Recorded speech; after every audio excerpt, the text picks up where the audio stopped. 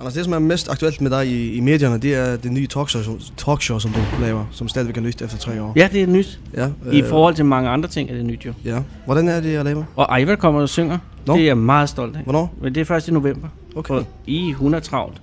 Ja. Ej, det er godt. Hun kommer, jeg tror, hun kommer den 12. november, så vidt jeg ved. Er det travlt, er det du sagde?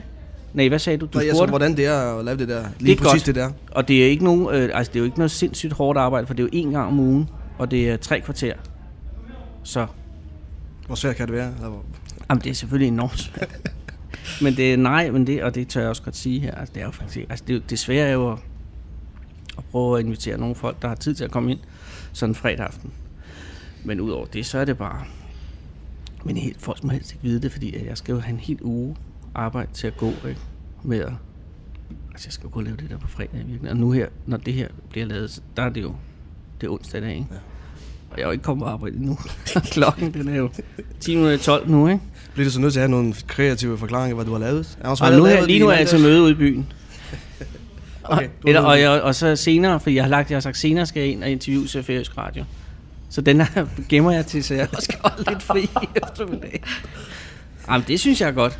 Ja. Jamen, og det er virkelig, så arbejder jeg jo hele tiden. Ja, nemlig, ja. Vi får senere i dag, så får vi statsministeren på besøg her.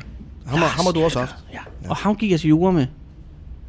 Jeg studerede jura sammen med Lars Løkke Rasmussen. Han er en meget rar mand. Ja. Han er sød. Og han er enormt god i radioen. Han var i radioen i det, der hedder Godmorgen P3 her i sidste uge. Og så når han sådan ikke skal i fjernsyn, jeg tror han bliver meget bevidst omkring sig selv, når han er i fjernsyn, men i radioen, han er virkelig, virkelig og sjov. Og så altid dengang, at jeg var studeret jura med ham, så ville han gerne, han lånte mig penge altid. Så du har lånt penge af Løkke?